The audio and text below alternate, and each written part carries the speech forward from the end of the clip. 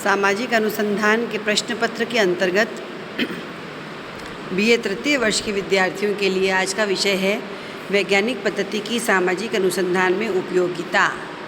अर्थात सामाजिक अनुसंधान के अंतर्गत हम वैज्ञानिक पद्धति का उपयोग कर सकते हैं या नहीं, क्योंकि वैज्ञानिकों में इस बात को लेकर के बहुत ही एक तर्कपूर्ण व्याख्या की गई है, विरोधाभास है कि हम सामाजिक घटनाओं में अनुसंधान को शामिल नहीं कर सकते हैं, वैज्ञानिक पद्धति को नहीं कर सकते, क्योंकि ये प्रश्न इनके बीच आज भी विवाद का विषय है। अनुसंधानकर्ताओं का एक वर्ग ये मानता है कि सामाजिक अनुसंधान में वैज्ञानिक पद्धति का उपयोग नहीं किया जा सकता, जबकि दूसरा वर्ग ये कहता है कि सामाजिक अनुसंधान में भी वैज्ञानिक पद्धति की उपयोगिता को स्वीकारा गया है। कुछ ऐसे तर्क इन्होंने प्रस्तुत किए हैं जिनके आधार पर यह कहा जाता है कि सामाजिक अनुसंधान में हम वैज्ञानिक पद्धति का प्रयोग नहीं कर सकते हैं, जैसे कि घटनाओं की जटिलता और घटनाओं की परिवर्तनशीलता, व्यक्तिनिष्ठता, पूर्वानुमान नहीं कर पाने की क्षमता। लेकिन वैज्ञानिकों ने इन सब तर्कों का खंडन किया है।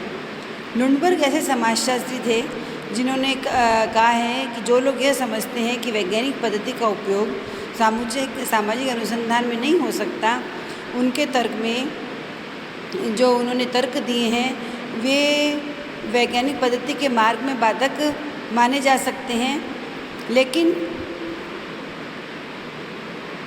उसका खंडन किया जाता है कि सामाजिक अनुसंधान, सामाजिक घटनाएं जो हमें बाहरी तौर पर परिवर्तनशील दिखाई देती हैं वे इतनी जल्दी होती नहीं हैं। पहला, सामाजिक घटनाओं की जटिलता। लुंडबर्ग कहते हैं कि कुछ लोगों के विचार में सामाजिक घटनाएं जटिल हैं। सामाजिक अनुसंधान में वैज्ञानिक पद्धति के उपयोग में ये कठिनाई उत्पन्न करती हैं। इसके समर्थन में ये कहा जाता है कि सामाजिक घटनाएं मानव व्यवहार उतने सरल नहीं होते हैं जितने सतही तौर पर हमें नज़र आते हैं। सामाजिक घटनाओं में कम व्यवस्था और नियम एक जटिल प्रक्रिया के रूप में आपस में गुंदे रहते हैं और इस कारण हम उन्हें समझ नहीं पाते हैं। सामाजिक घटनाएं अपेक्षाकृत अधिक जटिल होती हैं।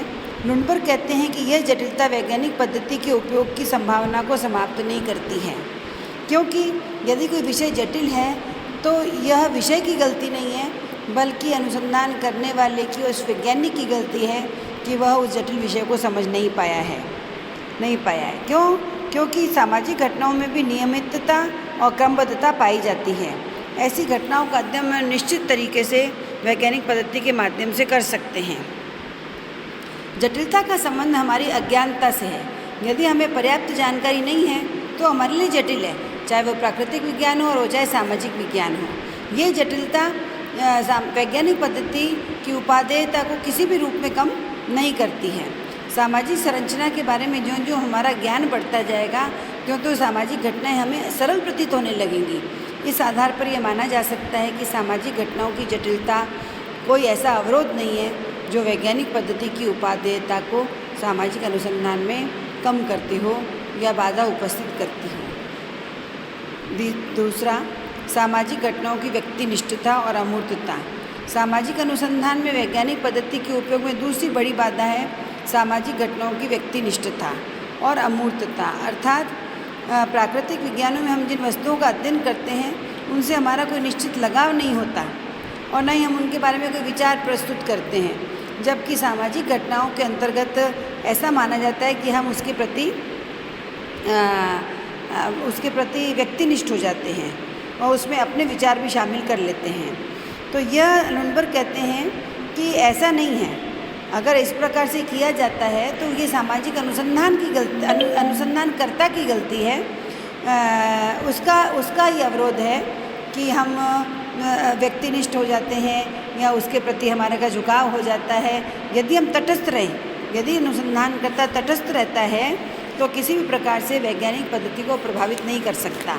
इस प्रकार ये बात भी लुंडबर्ग कहते हैं कि सामाजिक घटनाओं के अंतर्गत वैज्ञानिक स्वयं हर घटना के लिए जिम्मेदार है। उनके अनुसार प्रथाएं, परंपराएं, मानव व्यवहार सभी निरीक्षण के योग्य तथ्य हैं।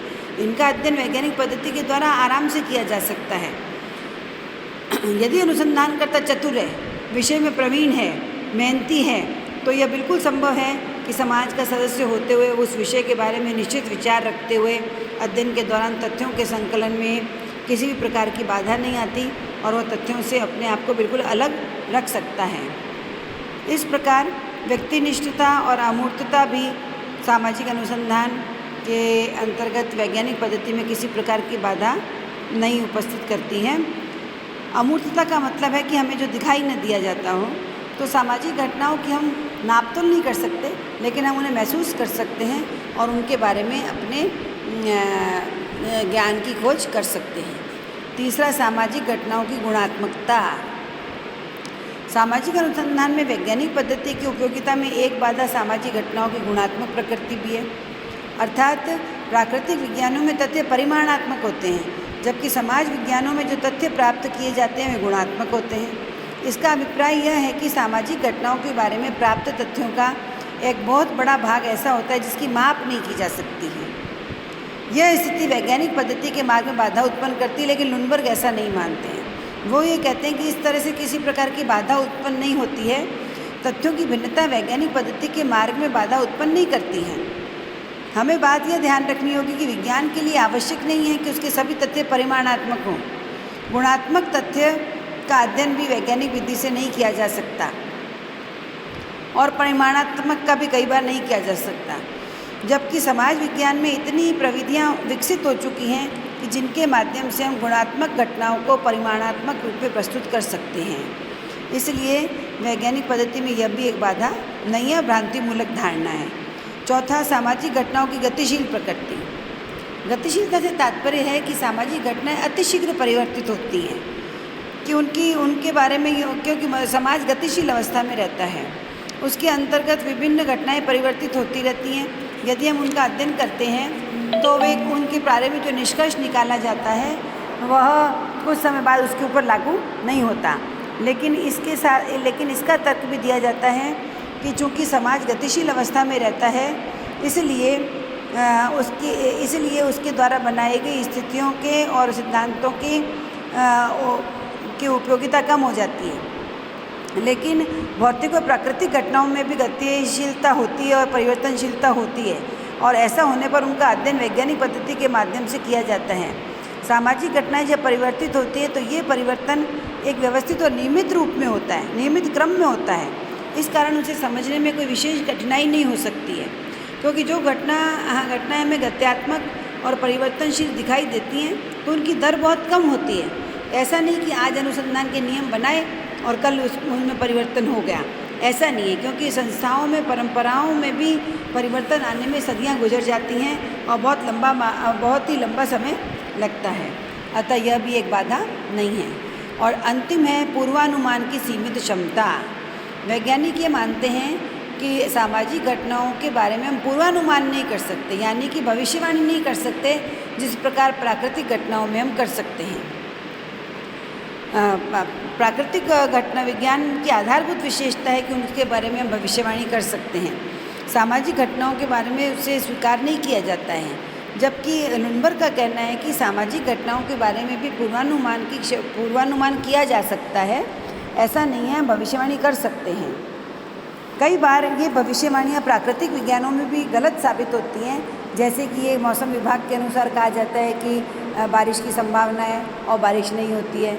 और कई बार मौसम विभाग ये कहता है कि मूसलाधार और बाढ़ आएगी, तो वहाँ पर बाढ़ और मूसलाधार भी बारिश नहीं होती है। तो इस प्रकार उसका कोई वैज्ञानिक पद्धति से भविष्यवाणी का लेना देना नहीं है, क्योंकि इसी प्रकार सामाजिक घटनाओं में भी हम पूर्वानुमान कर सकते हैं, भविष्यवाणी की चर्चा कर सकते हैं। पूर्वानुमान कई बार सही नहीं भी होता तो इससे वैज्ञानिक पद्धति प्रभावित नहीं होती है। जैसे कि वैज्ञानिक पद्धति की उपयोगिता की भविष्यवाणी बताने के लिए हम कई उदाहरण वैज्ञानिकों ने प्रस्तुत किए हैं कि जिस तरह से बाल अपराध, पारिवारिक विघटन बाल अपराध के लिए जिम्मेदार होता है। यदि बेरोजगारी को नहीं रोका गया तो विद्यार्थी हिंसा बढ़ जाएगी, और इस प्रकार से कई भविष्यवाणियाँ सही भी साबित हुई हैं। इसलिए वैज्ञानिक पद्धति का हम प्रयोग सामाजिक अनुसंधानों में कर सकते हैं, लेकिन उनके जो तर्क दिए जाते हैं उनका खंडन किया जाता है। और संपूर्ण रूप से ये बात वैज्ञानिक पर निर्भर करती है कि वह किस प्रकार से तथ्यों को तोड़ मरोड़ कर नहीं, ना ही पक्षपात करके, ना ही उसे अपने मनगढ़ंत घटनाओं के द्वारा, बल्कि एज इट इज़ प्रस्तुत करता है। और हम इसे वैज्ञानिक पद्धति का उपयोग सामाजिक अनुसंधान में करके हमने कई बड़े बड़े सिद्धांत भी बनाए हैं।